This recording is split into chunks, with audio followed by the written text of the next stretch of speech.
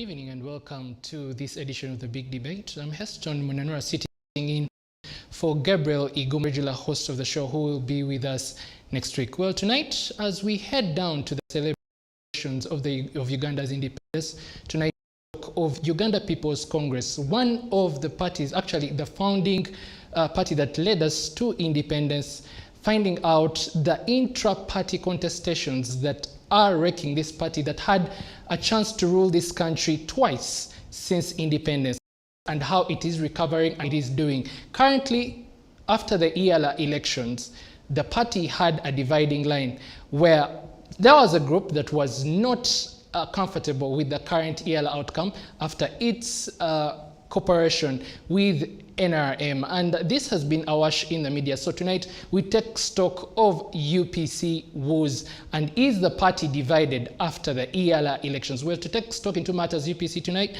I'm having Mr. Higenyi Kemba, who is a member of the Central Executive Committee of UPC and also a member of the National Council, and also he was the former Chief Administrative Officer of Uganda Peoples Congress. Welcome to the show, Mr. Higenyi Kemba. Oh, thank you. Thank you for inviting me. Yes. Thank you for the opportunity to interact with the viewers of this great TV station. Yes. Taking stock of the week, let's maybe have a little bit of a context. What is the crux of the problem at UPC? Maybe I'll bring it to that, because immediately after the ELA elections, you took to the press and to talk about some of those contentious issues that you were not happy about with the National Legal Advisor. But before you get in, I'd like to inform our viewers that I tried, as the co-host of this show and as co-producer of The Big Debate, to call the party's top brass to come in and have a little bit of a, but the whole efforts were a little bit futile. So as you're in this seat, you represent the UPC. So maybe you can react to that. Well, the ELA elections outcome a spark for kind of an eruption.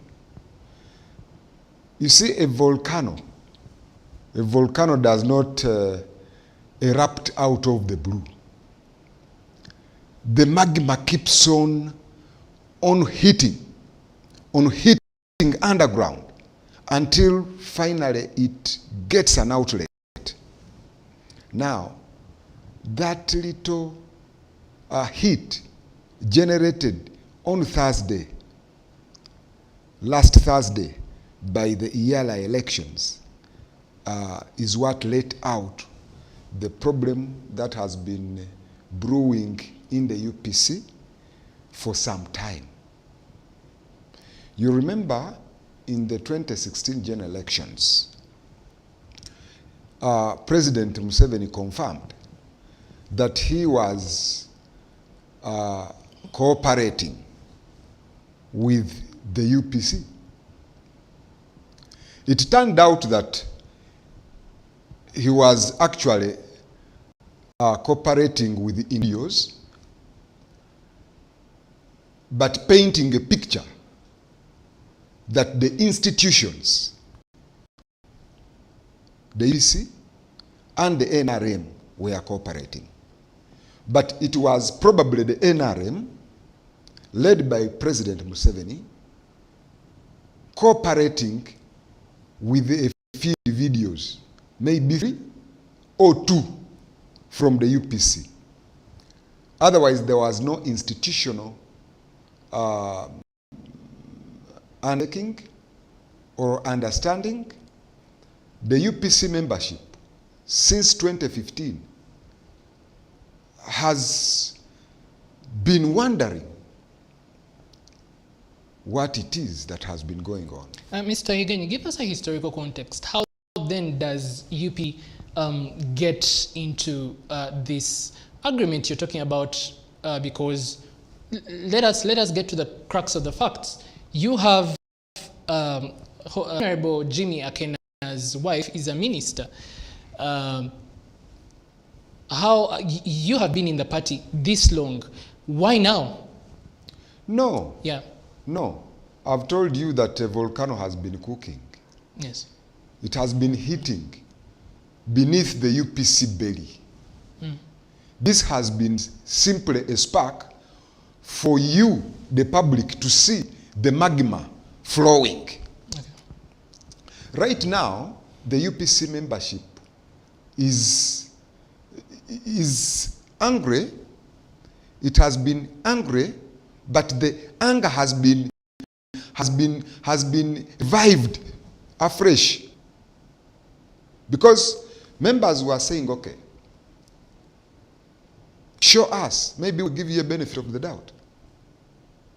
But now it turns out that even a small thing such as a position, just one position to Yala, the NRM could dupe the UPC and fool it to that level. Total humiliation. Now, the UPC membership, as we speak now, and its leadership from the branch, right from the branch to the parish, to the sub-county, to the constituency, to the district, and finally, the delegates conference, which gathers delegates representing all parts of the country at a single meeting of the delegates conference and national council. Those people are angry, and they are wondering what business UPC has with NRM. Is UPC there to wash the feet of NRM with nothing in return? You see, political parties are formed to take power and manage the affairs of a country to the benefit of the citizens. All right, Mr. Higenyi, I'll hold you right there, because I want to trigger you on one question about the Central Executive Committee of UPC in this whole fray of the NRM UPC cooperation. But before we take that, let's take a look at what the party president, Honorable Jimmy Akena, had to say in retrospect of the ELA elections. Take a look. Number one, the rules do not prevent NRM from fielding 9 or more candidates. It is in order to achieve the ideal which is in the treaty that NRM fielded 6 rather than more than. If NRM fielded 9 candidates and 9 are elected, it would answer the criteria of participation which some people are talking about, but will not answer the end product of the composition of the members going to Yala, reflecting the different political shades of opinion. So at the level of endorsing 6 candidates, it was positive. What occurred and the end product does not fully reflect the political shades of opinion in the Parliament of Uganda. And this is something which I look forward to engaging the leaders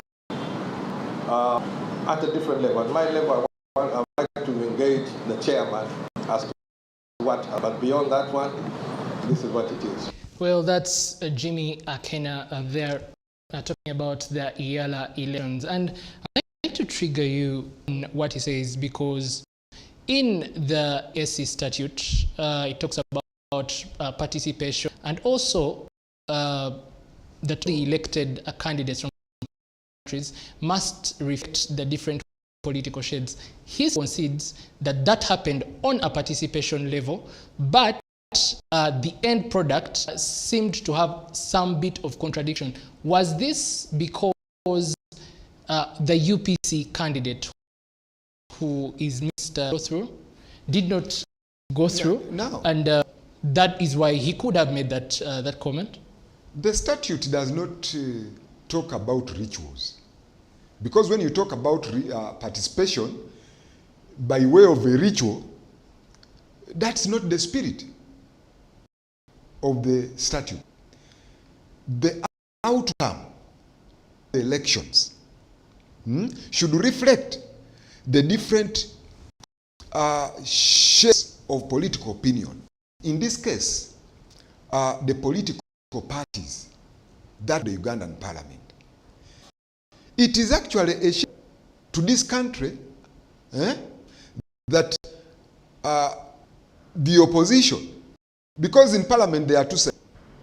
There is the ruling side and then there is the opposition side. The leading opposition group, in this case, followed by FDC, then UPC and DP, final I think Jema, and does NPP have a PP does not have a candidate currently. So, if the other side is not represented in the real sense of representation, then there is a problem there.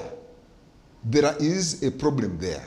But now, look at it, the point that UPC is in cooperation with the NRM, although the structures of the party and the party membership hears of it.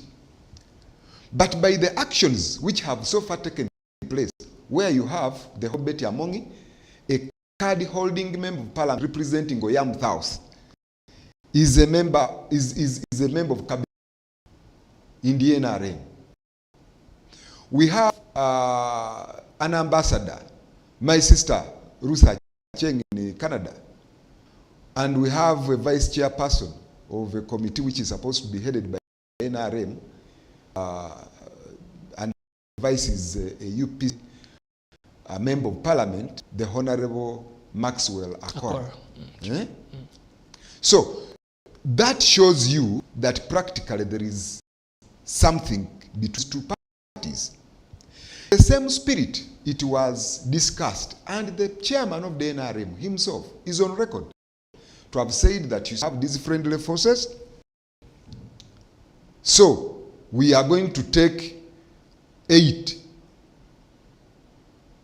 6 NRM card holding candidates and 2 opposition holding candidates and 1 independent. Only to turn around and they take everything. What does that tell you? If you are saying we are cooperating, we are in a relationship,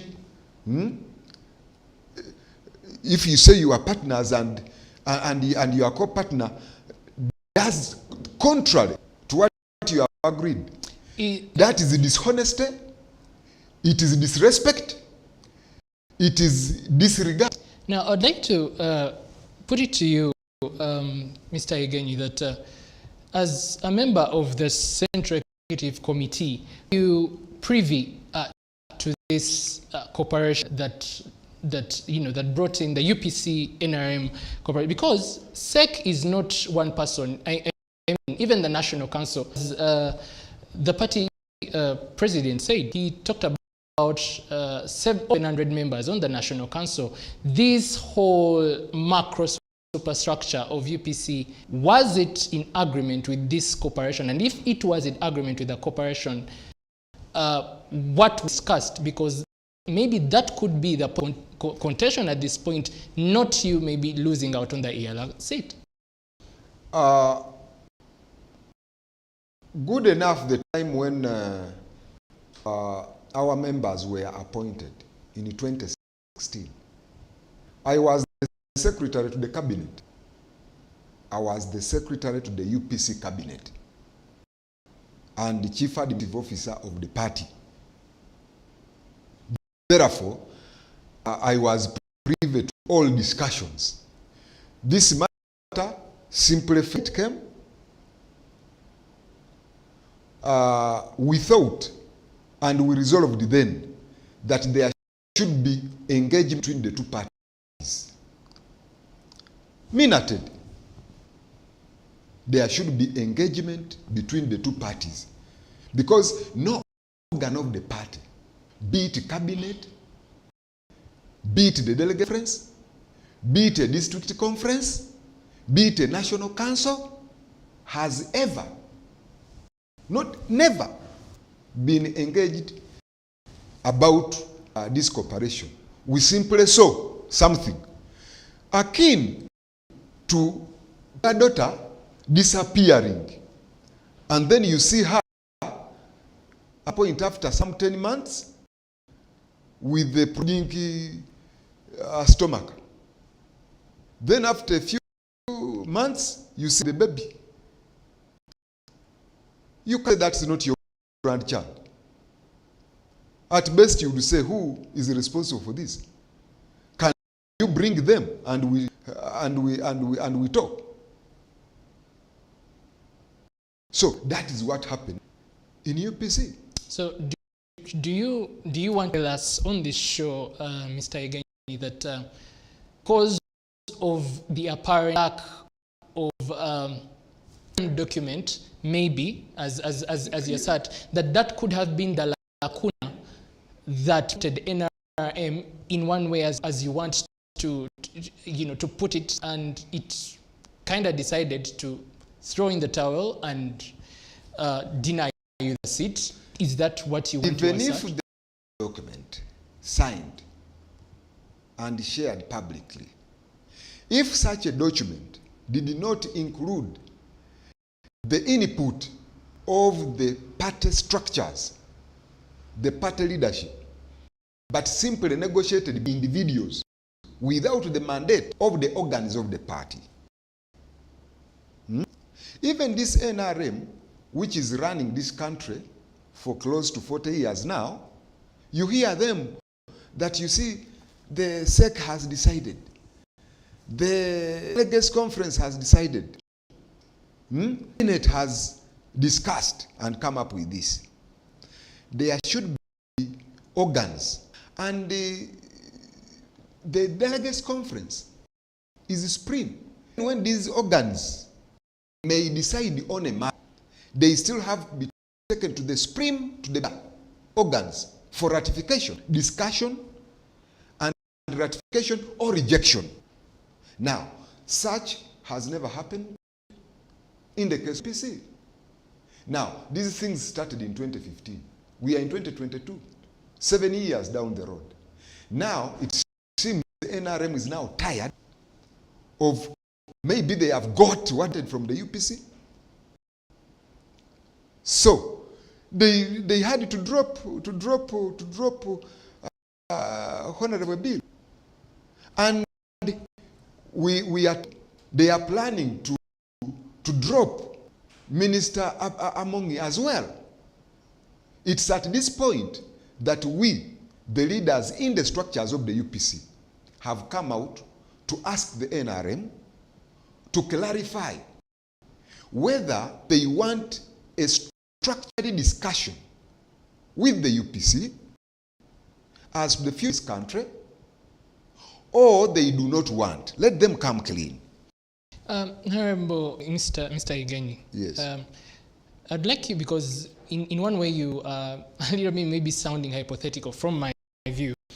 How do you prove this information that, how, I mean, where were these discussions? Because we wouldn't want to sound hypothetical on this show, and we need to have the facts. And where are we Which discussions? I mean, the discussions, you said that they're planning to drop one of your... Now, the fact that... Amongi, yes. The fact that, you see the understanding which was there with a few people, probably the president of UPC, just 2 individuals, or 3 at most. But subject to a discussion, a structured internal discussion to ratify or reject their decisions of cooperating. And cooperating on which terms? We don't know the terms. The only terms we knew was that some people were to be appointed to cabinet Some people were to be appointed to foreign missions, to different sectors. All right? It has never happened. It has never been discussed in the organs of the party. Never. So no organ of the party has ever discussed and or ratified. I have told you that the time these things came up in 2015, I was the secretary to it. Even if it was to call any organ of the party, I was the one supposed to implement the decisions of the Secretary General or the President or National Chairman. But let me try playing the devil's advocate, sure, in one way or the other. Don't you think that the decisions that were taken by that cooperation between NRM were to, in a way, Uganda Peoples Congress, which has in one way politically since independence been in some sort of oblivion, and it was a way to get DC also to contribute to the national development of this country in a way, because now we are, UPC is now watching the media and we are talking about this issue. Before all this, UPC in one way was oblivious. Now, maybe UPC has been a bit meek because of that under the table dealings. The UPC symbol is an open palm. Do things in the open. That symbol is not by accident. Now you are saying that UPC has been in the oblivion, hidden under the table somewhere. That one angers the UPC membership. Right now as I speak, the entire country membership of the UPC are annoyed, very angry, because they were told that you please wait, there is something good for the party coming. When the parliament of Uganda was smaller than it is today. Today we have 500 something. Okay, can you even take to the independence parliament? We had 81 parliament, the whole parliament of Uganda. UPC had 37 of them, majority. DP had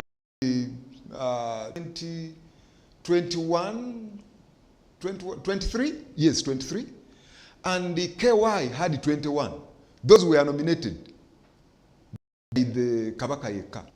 But UPC had majority. When we to the 1980 parliament, UPC had majority there, but the total number of parliamentarians in 1980 was only 126. Now, today, we have 529, and UPC has 9. That is unacceptable. That is unacceptable. And it is because of this chini under the table dealings between individuals and the party. We want structured institutional engagement. See, in Uganda here, people are used to politics of belligerence, komanyoko, and what have you. No, I would really restrict you from saying that word. And, which one? We are on national television. I would rather take belligerence to... You talk about independence, 81 and all that, but 81 members of parliament and later 100 in 1980. But by that time, reader of history and a person who was following at least post-independence and UP politics and our history, is that UPC was a beneficiary of the political gerrymandering. You were instigating then, and now NRM is also a beneficiary of the political gerrymandering that does to create more constituents, to have bigger numbers in parliament. Now, and that is what UPC is now, if your statement were to be correct, let us examine it. UPC presided over 2 parliaments. The first one, 1962 to 1971, had a total of 81 members of parliament. The second parliament, 1980 to 1985 had a total of 126. This current one, and remember, the geographical size of Uganda never increased. It has never increased.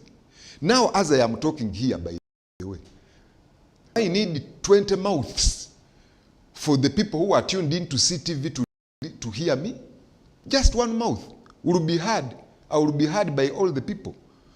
So, the geographical size of Uganda has never increased, but we have 529 members in parliament. And the splitting, the shredding of Uganda into tiny pieces to call them constituencies has not yet stopped. So if you are to accuse anybody of gerrymandering, peace is not among them. Because maybe I correct me if I am, if I'm wrong. 1980, I mean UPC makes sure that it has sheer number of parliament, because at that time we were in parliamentary system, not a presidential system the way we are here, where those with the tyranny of numbers in parliament would elect the president. So it was also tyranny numbers of that. So you cannot, UPC cannot deny the fact that it had a tyranny of numbers then to be able to hold government, which so NRM in a way doing that to keep itself at the helm of government and policy making. So you cannot say that UPC, though we are now like digressing, we are getting into the historics. But getting back to the point, right now as UPC, I would like to the intra-party conversations in a way, because this is not the first one. When Olara Otu and that impasse then, and, around early 2006, right about now, these contestations within UPC, how have they affected the development of UPC, a vibrant party in those days? Because I mentioned names, but now I only can mention Jimmy Akena as the former first son of, and a few others, because those days I could mention the Dr. Rakasisis, the Basil Bataringayas as well, the John Kakonges of that time, the Balakirias of that time. As the new crop of UPC, these contestations, don't you think they are driving a vibrant party that would have kept on its palm high in the political scene? I am sure they were born during this regime. Yes, true. You were born during this regime. So you don't have the benefit of clear facts as they are. You are relying probably on stories told to you in the interest of the teller. I could mention that I've read at least even books are also written in the interest of the right. You may have to read a variety and check, but now I can tell you, yes, there is I agree with you that UPC is a bit cold because it is kept under the table through under the table transactions, which the leadership is not accountable to the leadership. That is the problem. The leadership that has committed UPC to cooperation with the ruling government in unclear circumstances is responsible for the darkness hovering over the UPC currently. We now want to blow away the darkness. Put the light here. Now you are able to see me. You thought UPC was about to rurangaranga, my mzee professor. You thought it was only about to mentor my mentors. Oh, may his soul peace. The late Yona Kanyomozi. The late Yona Kanyomozi. You didn't know the late Adoni Atiberondwa. You didn't know the late Bad Wegulo, you didn't know the late Sinde Wangor, you didn't. All the great people in this country have a history with the UPC. Even the people who are ruling Uganda today, they are former UPCs. They rejected the democracy, UPC, and they went errand. All of them, you can mention them.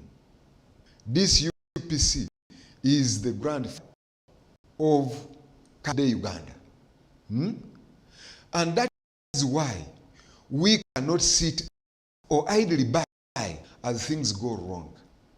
UPC still towers in this country. I believe you know our home along Kampala Road. Yes.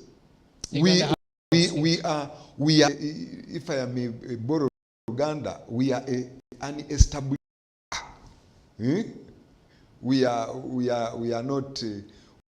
not tenants who are about to go away because somebody can rent for a few months and they go away. We are here forever, and we want to put this right, and we have said it to the NRM. Please, because for us, we have lived by engagement with the political actors. In 1962, at independence, we engaged the DP. We engaged Kabaka Yeka. There were 3 political parties at that time. There was Kabaka Yeka, there was Democratic Party, and UPC. So we engaged, and we formed the first government through a kind of alliance between the UPC and KY. And we respected the Democratic Party with a position in Parliament as official opposition, and with them as such. People don't know, when people talk, they don't know that the second UPC government, DP, the leader of opposition, headed by Dr. Kawanga Semogerere, was in Parliament, leading opposition, and engaged Ugandans, holding public meetings openly.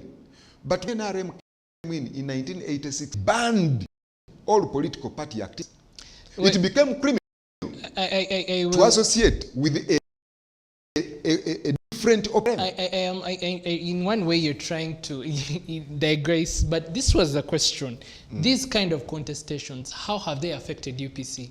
Because UPC would be, apart from some other parties that use the Public Order Act, which in my view, yes, could be one of those hindrances, maybe to actively mobilize in one way or the other, because that is what they caught most especially.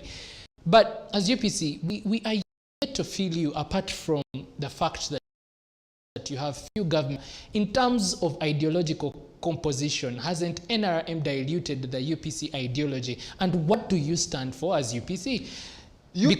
Don't you think that these intra-party contestations are actually hedging and trying to defeat the growth of the party itself? UPC is a social democratic party. That is a social. We are formed to focus on the welfare of the people. On the welfare of the people. That is why we set out to fight ignorance. Ignorance is the most terrible disease. It is worse than cancer. Ignorance, disease, and poverty. Today you still have, and this year has completely distorted, complicated the problem. You set out on quality education in the 1960s, post-independent Uganda.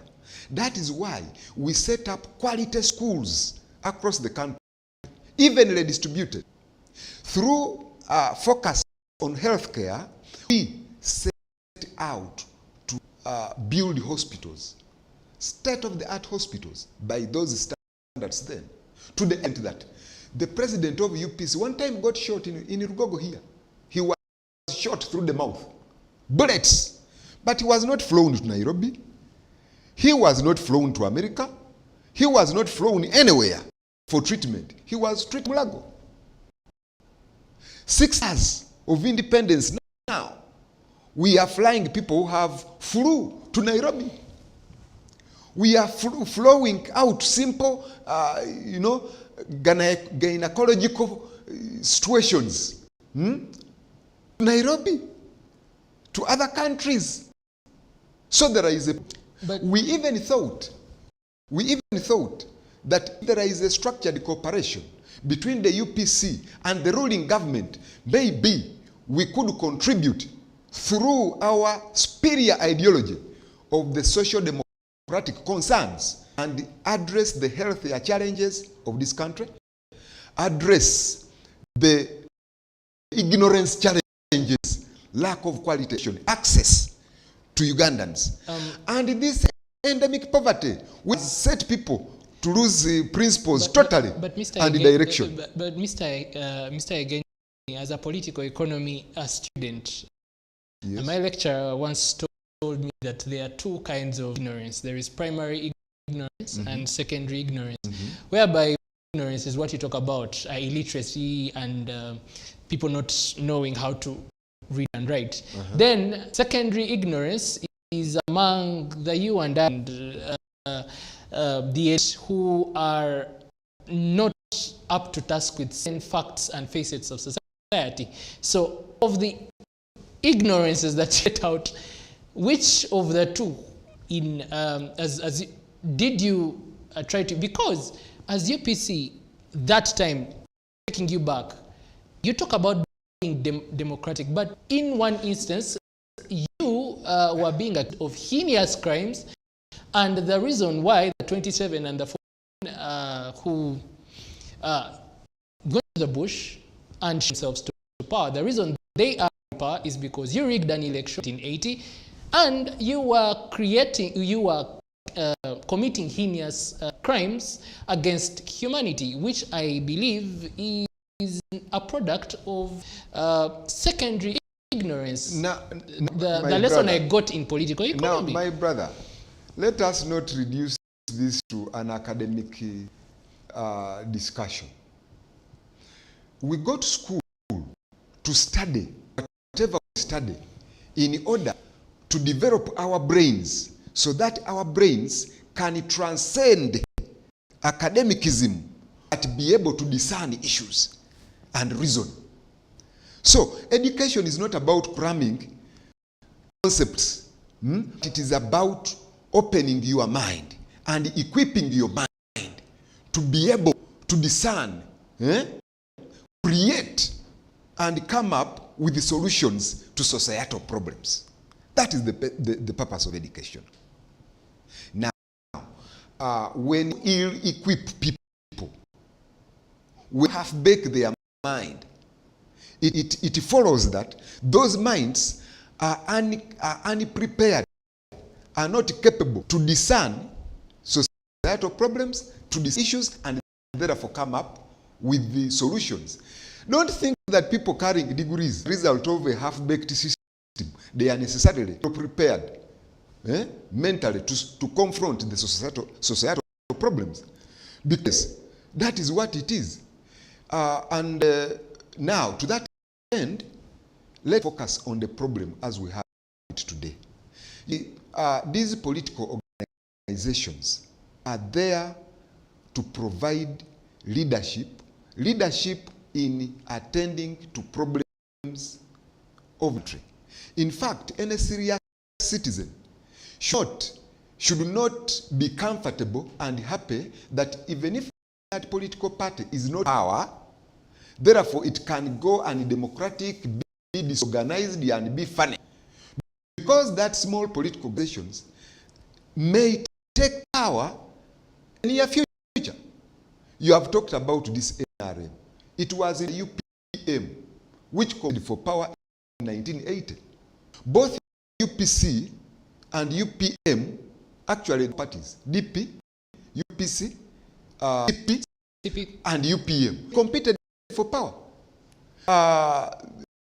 UPM and CP were not there. They did not win anything. It was not until a candidate somewhere, where in the constituency where Dr.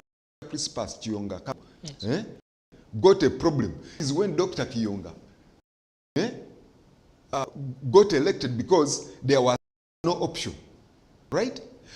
Otherwise, they had no ground. At 5 years later, they shot people around, caused them, people fled, and they sat in power.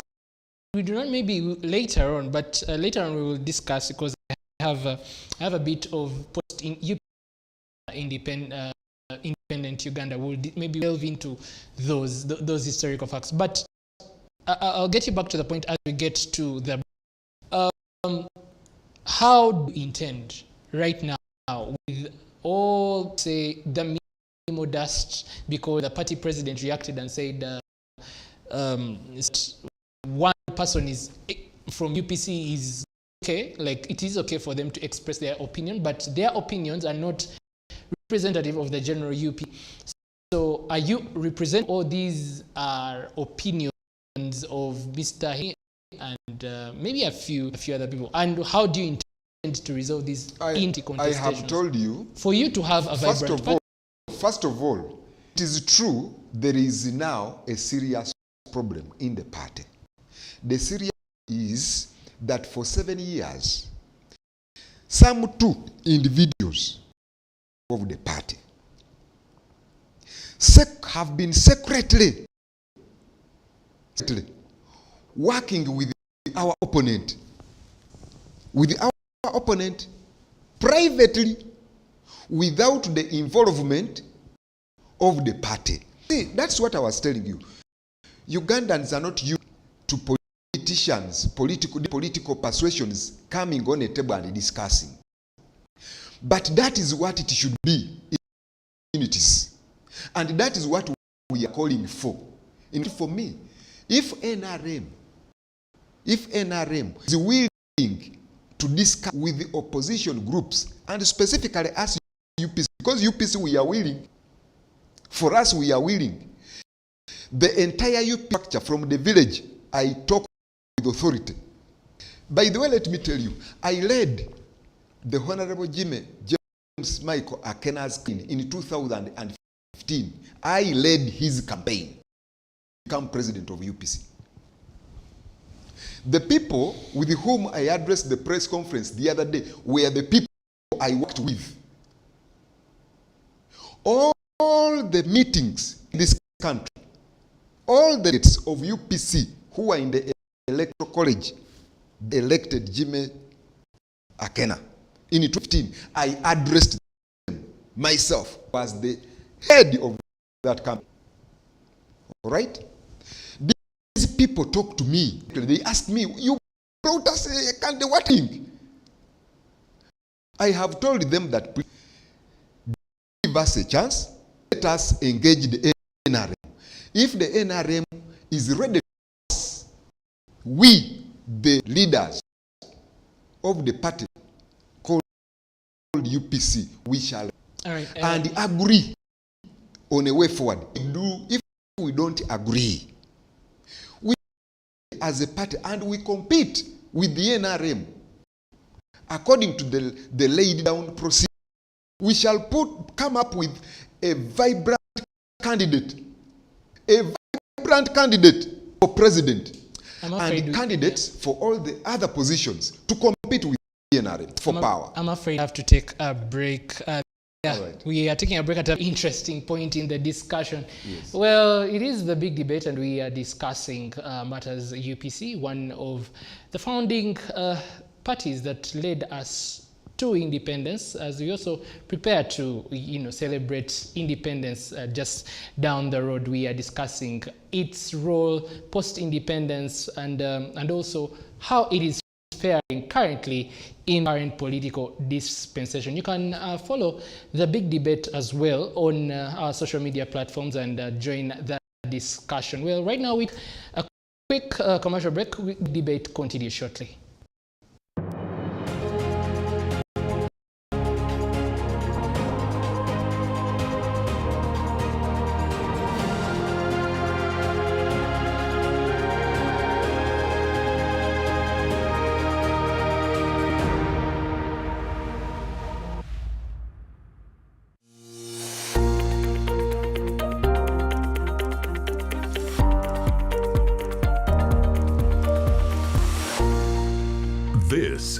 Seetv. Don't blink. Sometimes in life, we spend all the time trying to live other people's life. And along the way, we lose who we are by copying what other people are doing in their relationship. You see, from the last time I met your sister, I've not spent a day or a minute without thinking about her. It's a good surprise on a Monday. This is nice. So you and him are We're just friends. Wow. Come on.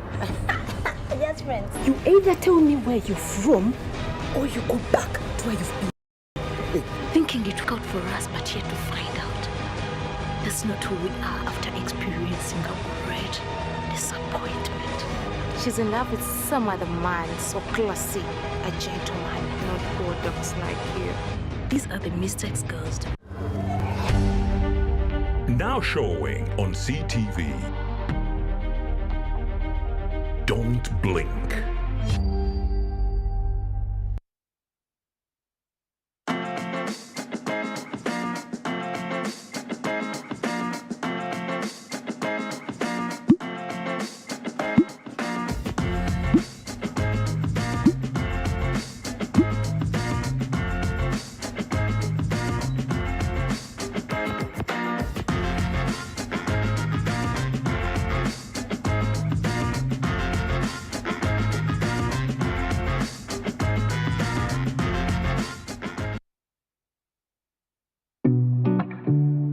Seetv is now on StarTimes. You can now catch all your favorite programs, our daily comprehensive news bulletins, and so much more on StarTimes channel number 248. Stay tuned for a world of endless possibilities. Seetv. Don't blink.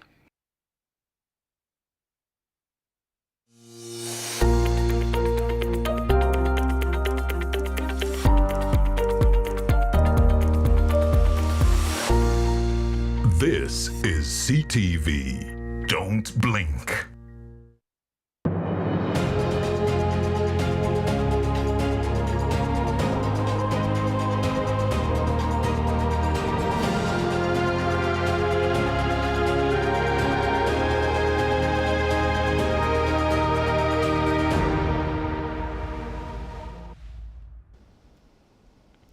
Welcome back from that quick ad break. The big debate still contestant Munanura sitting in for the regular Gabriel Iguma, who will be with us next. So we are discussing matters UPC. We are about to celebrate 60 years as a nation, and we are taking stock of a party that led us to independence, the intra-party contestations, and how it has fared in the political spectrum currently. Well, now, amidst all these contestations, as earlier discussed with my guest tonight, Mr. Higenyi Kempa, the party president came up to, assure the public in today's presser that the party will remain strong and it is going nowhere. Just take a look. UPC is not going anywhere. We have still got work to do, and there's a lot of things to be done. So it does not change anything as far as that is concerned. By requesting on the formal agreement, you are assuming that that is the key element which changed the status quo. I personally do not think so, but it's something which we may discuss within our organs and our processes. But I don't feel that that is a major obstacle in engaging and also to try to seek a better future for Uganda. Yes, Jimmy Akena, Honorable Party President UPC, telling the public that the youth stays strong and it's going nowhere. Well, now coming back to Mr. Higenyi Kempa, our guest tonight, talking matters UPC. First, maybe you will react to the president's assertion the UPC still stays strong, despite the fact that you're saying that many of the UPC members quietly are dissatisfied with the party leadership, and two, you fought Olara Otunu to bring Jimmy Akena. Now, what is the problem now? Why again Jimmy Akena kind of coming out to say that his leadership of the party taking the party? No, I have never fought Dr. Olaroto. I have never. There is no record. Dr. Olaroto did not contest in 2015. He gave way. Honorable Jimmy Akena contested with 8 others.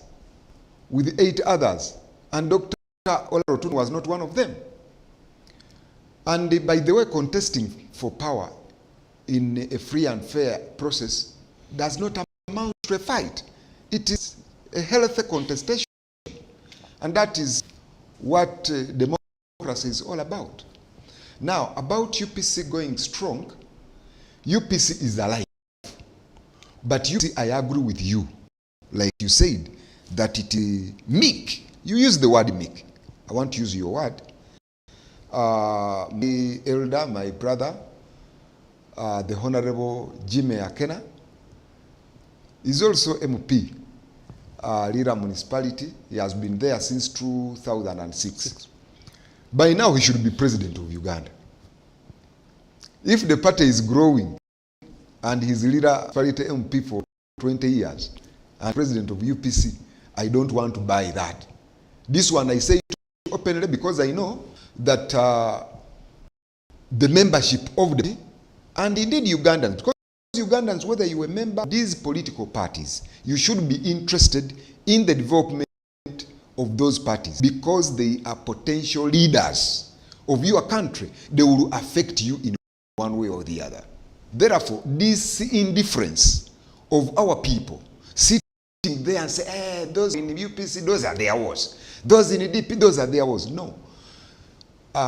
Civically competent Ugandans, aware Ugandans, and indeed all Ugandans should be awake to the fact that they should audit these parties. By then, these parties are on taxpayers' money.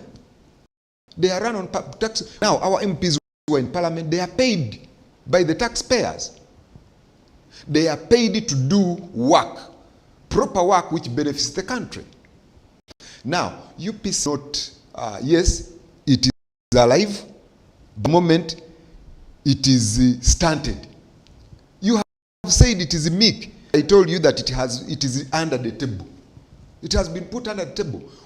We as political parties, we a light that should shine in the country and influence positively happenings in the country. We now want to remove you from under the table. Put it on top of the table so that it is. We want to start with a negotiation table with the ruling government in a proper, a straight, clear engagement to the benefit of the Ugandans. But we, of course, benefit also of the party. And when we do that engagement, regardless of the outcome, I believe we may agree on some issues, we may not agree on others. Right? But it would be good. For example, if we ended up saying, okay, now let us field a candidate, a presidential candidate, to compete with yours in 2026. Still, we shall compete. We may not win that election, given this weakness which we are suffering at the moment, but we shall certainly have bigger numbers in parliament, bigger numbers in the local government, and with a direction, with a purpose, a purpose of growing numbers in the subsequent elections. Well, Mr. Egeni, until eventually we take power. Mr. Egeni, I'd like to, put it to you that could it be that UPC currently is standing because of its historical contribution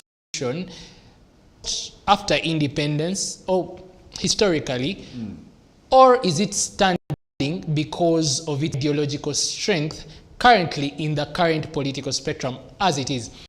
Why am I asking this? Why am I bringing out this assertion? see right now in Buganda, I do not, in the central region, I have not felt your mobilization vis-a-vis the parties that in our recent history, FDC, now NUP, where are you in this fray of things? Yeah, we are very much alive. We are very much alive, but we'll discuss these challenges. Now, NRM has been in power for, is it 37 years now? 36. Yeah, it has had full control of Uganda for now the 4th decade. But it was beaten badly in Buganda in the last. What about UPC, which left power close to 40 years ago? The fact that we are still talking, energetic men like myself, that one is next time you invite me, I will come with the youthful people. Your age, with your age, 20, I think, who are in UPC. The only problem in UPC's ideology is that one is thick. You asked that what keeps us. Yes, the idea that, because me, I was not there at independence. Even during the 1980 elections, I had not even started school. In 1980, much as I was born. All right? But those ideas and its history appeal to many, including myself. And I'm a proud servant of the party. I have been in the party headquarters since the year 99, around there. So I am over 20 years old in the service. I know what the party is all about. Little wonder that the development, the real pillars on which this country hinged were set up by the mighty Uganda Peoples Congress. Yeah, as we transition now to UPC post-independent, the historical and your content, as we celebrate, this is just a tribute to our independence celebrations. Yes. Right now, Mr. Egenyi, is you talk about being strong, being alive at UPC, but don't you think you need to stage? Why am I saying that? Let's look at X when NRA comes to power. It starts what we call a movement. Yes. Up to 1995 Constitution promulgated. Then we go to 2006, multi-party politics revived. UPC and DP had the structures that NRM or any that didn't have. Why wouldn't you maximize your structures to edge out the NRM then? And do you think if you failed then, you would be able to edge out NRM now? As soon as the NRM shot itself to power in January 1986, banned. If you were seen wearing red, you were a candidate for prison where you were not sure you would come back. All right? The leadership of UPC, the entire leadership of UPC, were either exiled or imprisoned. UPC leaders, maybe we shouldn't go dark. That thing, it was gruesome death, maybe for purposes of reconciliation, for purposes of a good future country. Allow me not to talk about the. Let's keep it at the politics. Yes. Let's keep it at the politics. Now, we are alive today. We are saying, let us discuss honestly, in a transparent manner, in a structured manner, with the ruling party, the NRM. We UPC, the UPC structure, leave the individuals, but the UPC structures the district conferences, constituency conferences need to engage with the NRM so that we agree on the best future from today going forward. That one, I am saying it here, and it is clear that is the position of the membership of the UPC. Mr. We are ready to engage, not under the table, a structured engagement between the UPC and the NRM for the good future of Uganda, for the good future of our children.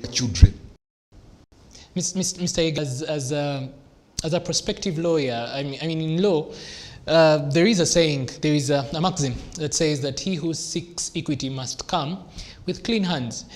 You seek discussion currently, but you have been marked by so many mentioned for being at the behest of almost 120,000 deaths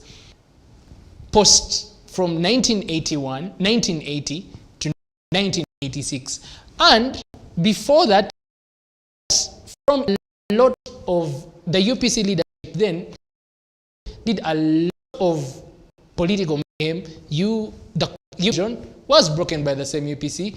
We see key members of the KY cross over to UPC, the Dr. Lumus, the Dr. Bala Kikirias, and all moving into UPC.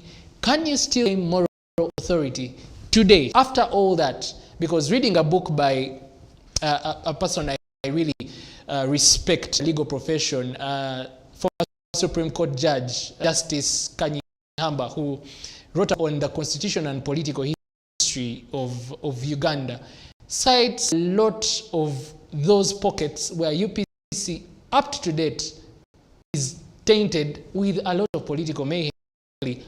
How will you absolve yourselves from that history?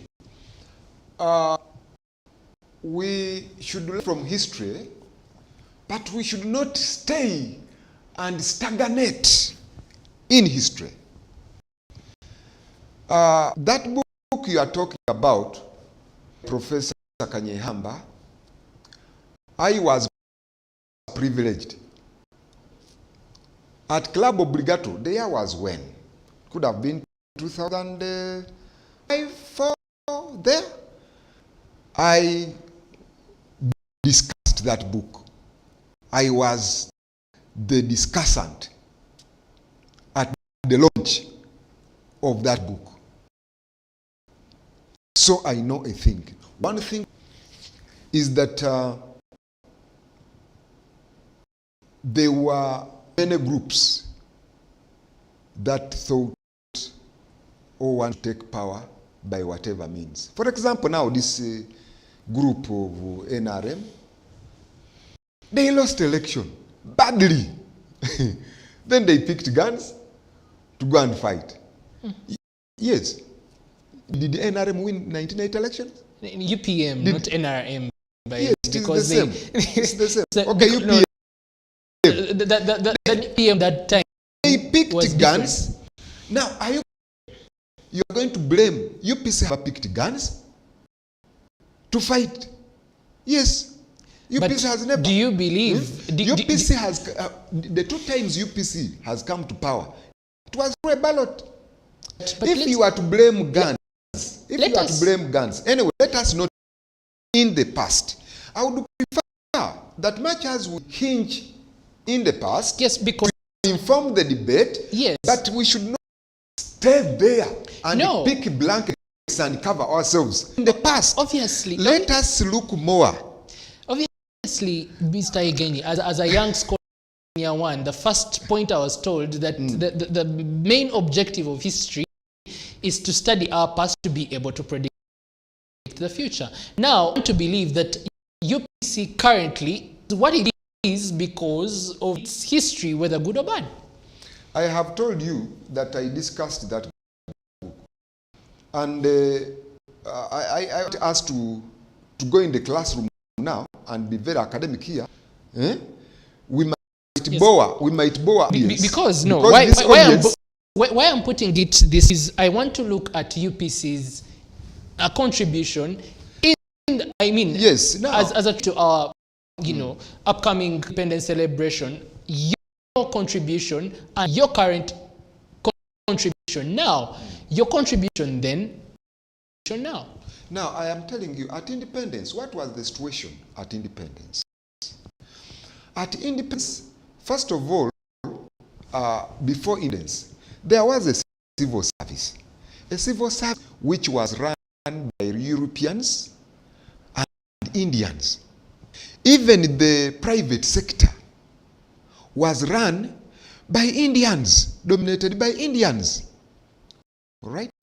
Now, Ugandans did not have sufficient capacity to run the state, the civil service, to run the private sector.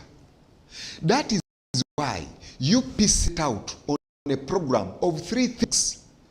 Which one? Ignorance, that's the education sector. Infrastructure in place for education system. And there was a deliberate focus on the girl child education. And girl schools were set up in Uganda. That is why you have the Kadagas of this world. That generation of female leader. Towards this deliberate policy. We set up hospitals. Which place do you come from? I come from Bushenyi. Bushenyi. Yes. What is the government hospital there, which UPC built? How do they call it? There is also, you told you the other side, as you are going to Ntungamo. Ntungamo, yes.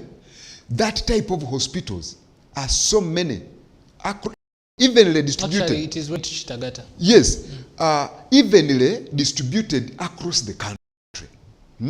These great men who were responsible for these policies, whom you have mentioned them, the late Yona Kanyomozi, the Professor Ad Ronda, the RIP. There was my professor Makere, Akiki Mujaji, many of these people. Dr. James Ranyarare. Many of these people. Do you know that the Dr. Dr. Ruhakana Rugundas, Honorable Wamanya Mushega, Honorable, even Miss the General Otafiri was also part of the UPC. Now, these people were groomed deliberately to run this country. The Europeans are gone, the Indians are gone. That is an contribution. It is a fundamental contribution by the UPC to life and future of this country. This poverty, we had a cooperative arrangement, put the population of Uganda in the monetary economy. I would agree with... Not in the begging economy. I would with you on the cooperatives, because I read he was once a UPC, but he was the late Dr. Kesi Kawachenga, who was who happens actually to be a relative.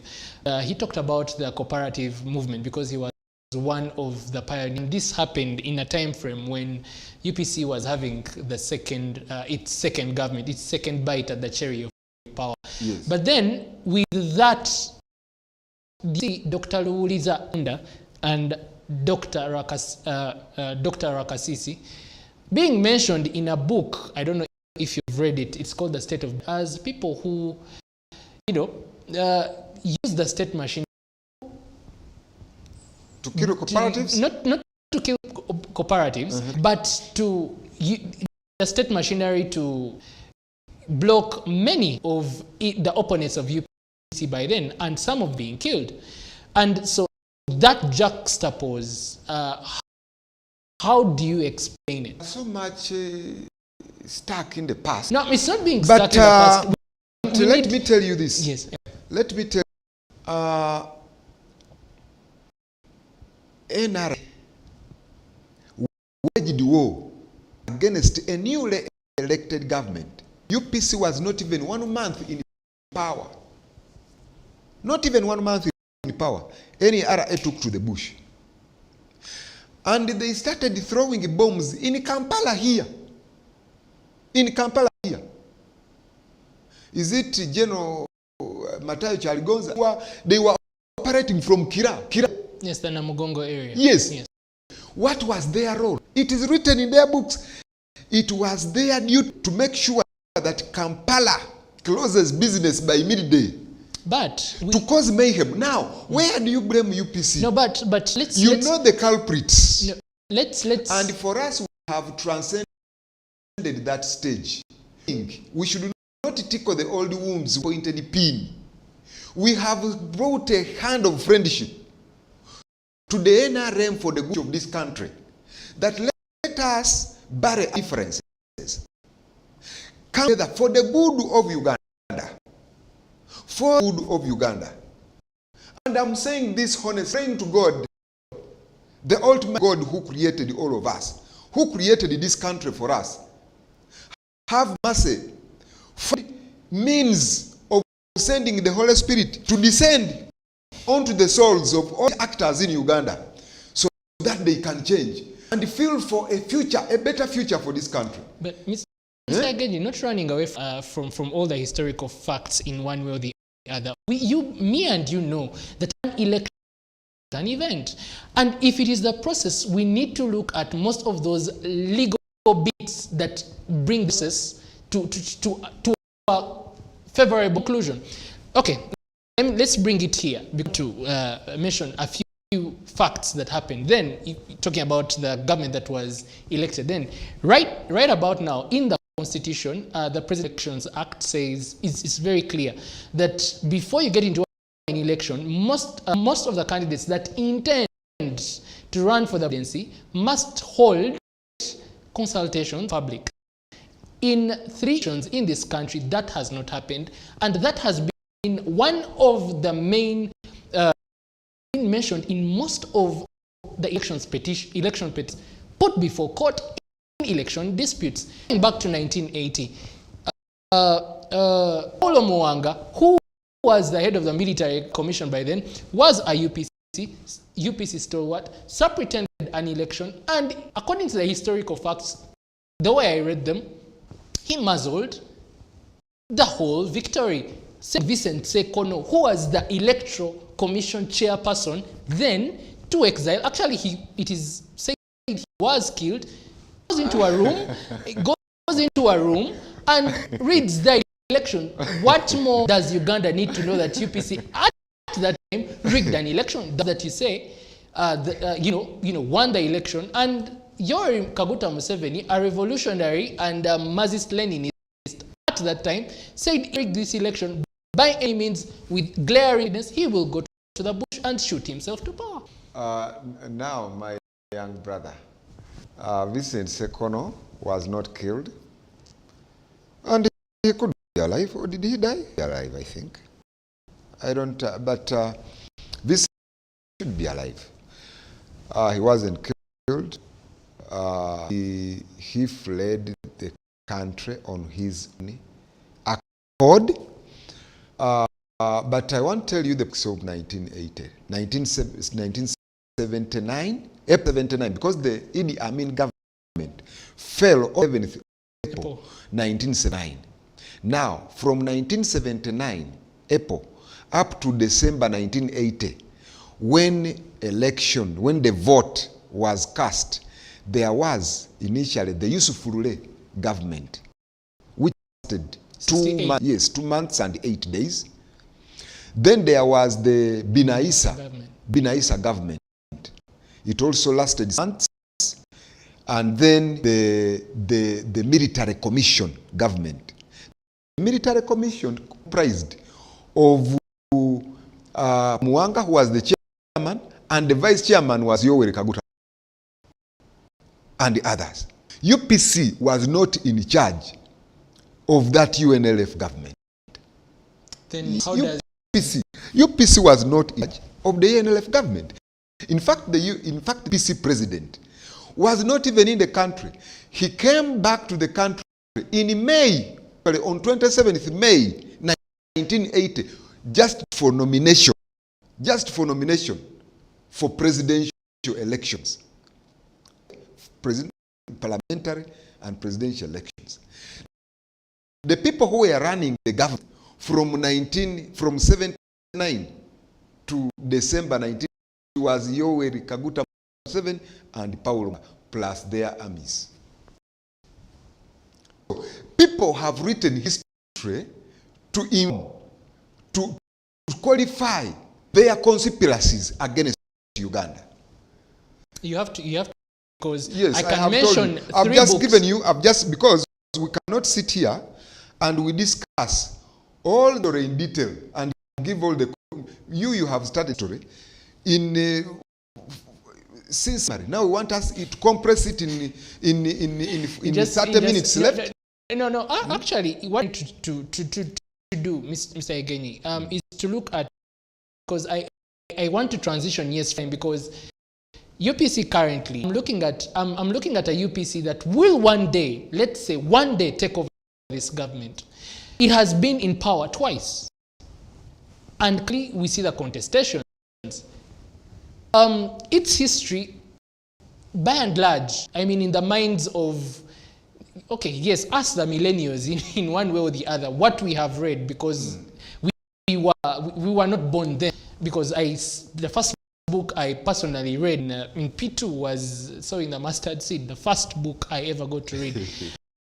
And in one, roughly, before I go to read other books from different, the Dan Nabudere's The Crisis of Confidence by the late Kirunda Kiveji, you understand our history as a nation. And now that as we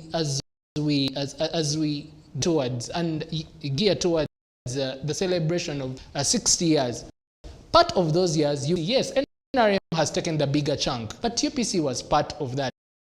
In one way, if we need change of government, we would believe that a party that was once hem of political power also has a higher chance of taking power one day. So when we discuss historical facts, Mr. Egeni, you need to make case. The case you need to make on this show is that UPC, despite its dated history, is very able to forward currently, irrespective of the current contradictions the party faces, both its history and its current maybe conundrum that it faces, maybe because of its history. But as the young cadres fairly should be able, even in us who want to get into the political space later, that UPC could be later on that people would want to go to. Currently, if you want to get power, most especially you align with NUP, NRM, where is UPC in that space? And that is the question I want you to answer. We have already dealt with issue, because you yourself, you said, what did you use? Meek. You said UPC is meek. And we agreed, me and you here unanimously, that current secret dealing between the two individuals who are in leadership of the party with the NRM has put UPC under the table. We have dealt with that. We should move on. And I have said it, that UPC is willing and ready to properly, in a structured way, and to engage with the NRM. Even if tomorrow. This one I am saying because I know the mind of the UPC leadership as it emanates from the grassroots. I told you here that I am the person who explained to the UPC delegates. I'm the one who presented to them. In 2015, Honorable Jimmy, I presented this candidate to them for them to elect party president of UPC. The same people ask me, they call me time and ask me what is going on. We have already resolved. I have talked to each and every district before we have had a conversation and it is agreed. The consensus there that there should be a structured engagement between the UP and NRM. We can disagree or agree, but I believe we cannot fail to agree on certain minimums for the good of this country and the future of our children. Okay, on a good point there, I would like us, now to get the ball as we celebrate independence. Where do you see this country from a UPC point of view or from a personal point of view in the next, because these are 6 decades now, in the next 5 decades? Currently, a general picture of where we are and where we intend to go, because your party president talked about transition, to power, but that to happen, we need to be engaging. The current sort of simmering political polarity, also you can't hide from also the economic stress we seem to be in, and then the policy frameworks that power is putting in place.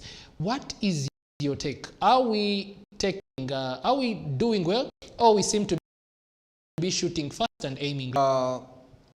The challenges. Today is 5th. Yes. In 3 days, 4 days time, the 60th independence anniversary. But going into independence,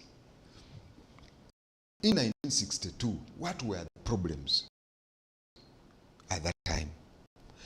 And have we solved those problems? One of the problems was that they are ruled by foreigners. At least not directly anymore. Directly to a certain extent. But we are directly managing affairs. That one matter to celebrate. Now, when we come to the human resources, the manpower of Uganda, that time on the human resources, the technical human resources to run the civil service, to drive the creation, manufacture of ideas. They call it what? Innovation. We have moved a step, but given the pop now, when you look at the dropout rate from the UPE programs, it is terrible, it's alarming. Children enroll in school, maybe 300, and at P7, only 30. That is not a good indicator, not good figures. We really should have a conversation on the quality of education of this country, because this education is what guarantees what kind of future things that will inherit the country. Up to today, children are dropping out in P3, in P4. You find in 10 years in Eastern Uganda, where I come from, Eastern Uganda as well, you find we still have mothers who are not yet 30. Many mothers the 30th birthday. That is depressing. As we celebrate the 6th independence anniversary, we should reflect. Our health care is not the best. Why should we go to Nairobi for treatment? There was this matter which has been on in the country. There have been changes in leadership of the UPDF. Information that in Kenya, the Kenyan politicians, let those Ugandans, let them come. In other words, they were saying, if Ugandans want to, where will they go for treatment? We shall catch them. Why should Uganda be a state I already told you that President Obote in 1969 from bullet wounds. Why should people go for antenatal care today in Germany? That is not a good 60th independence anniversary. We should reflect on these things as citizens. That is why, for us, the UPC, we are saying, for us, it is personal ego. It is beyond our personal interest. We want to seriously engage and say, okay, you, our brothers and sisters in the NRM, we are all interested in a better Uganda. Where can we cooperate in a structured manner, in a transparent manner, so that we save this? Because as a practicing Christian as well, you seem to have been so much in the book of Lamentations than in the books no, but what do you call lamentation? What do you call lamentation? Let's look at some of the World Bank statistics that I think I came across. I'll just paraphrase them. Between 1962 to around towards 1980, revenue collection was only 1 billion Uganda shillings. To 2000, the revenue increased to if I remember the figures correctly, to around 12 to 13 billion. Currently, our tax revenue, or the revenues that we collect, and per capita has increased to shillings. That as we are now in the trillion in terms of revenue. What do you deny isn't a speckle of improvement since the time you are in government as UPC and the current? Yes. So you are saying the UPC government was collecting little money? Yes. And with the little money, it was able to put in place an efficient. With the little money, it was able to put in place a sound education system. This little money, it was able to put everybody in the monetary economy through the cooperative movement. Now, with the big money, the humongous money collected by the NRM, we go for treatment. But even the education you are talking about still a product of a colonial legacy, because the kind of education I imbibed is the education people who are older than me had the same education, went through, because I am told 5 and senior 6, I studied Napoleon Bonaparte, Bismarck. So then what is the difference? Because now there is UP, there is USP, but living those. Now let me even tell you. Yes.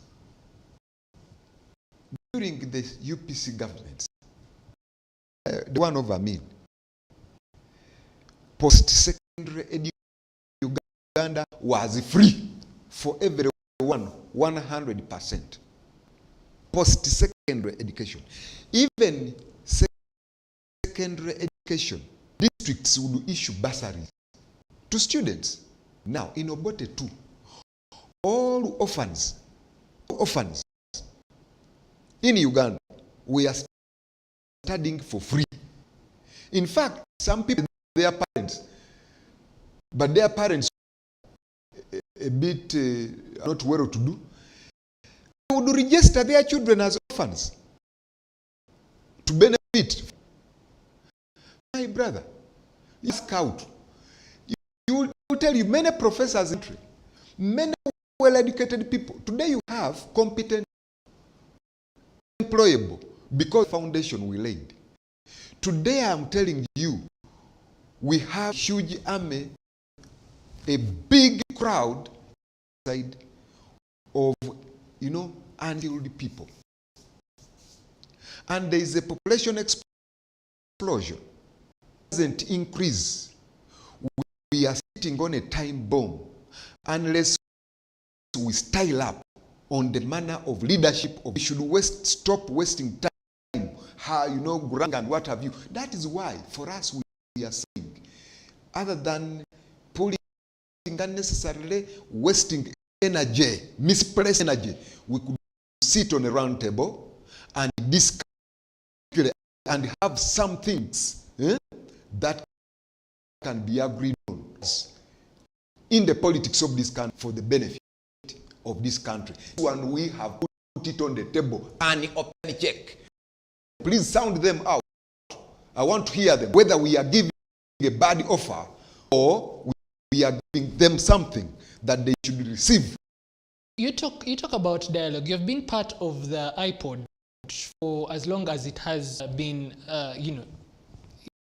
formed. Yes. What has that achieved? You have had the iPod summit. One too many times I've seen the party president, Jimmy Akenya, in this summit. Have the parties that are in iPod achieved? Maybe let's talk of UPC, because you talk about engagement, peaceful, not clamor. Let us not go into vigorous political campaign. The whole brigandage that comes with political competition, political parties, and the polarization within the politics. Now you have for dialogue. You have been in the iPod for all this time. What can you sit down and take stock of what you have achieved in this dialogue? That iPod, you already know it's challenging. How many parties have signed that the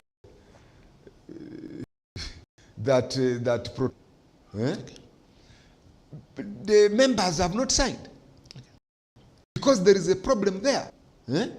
There is a problem with that thing, and funders as well. The people have been putting in some the Europeans, they have closed the shop. Now you see that structure of the iPod, I've been organizing, because as the administrator of UPC, I was directly responsible for that. Yeah.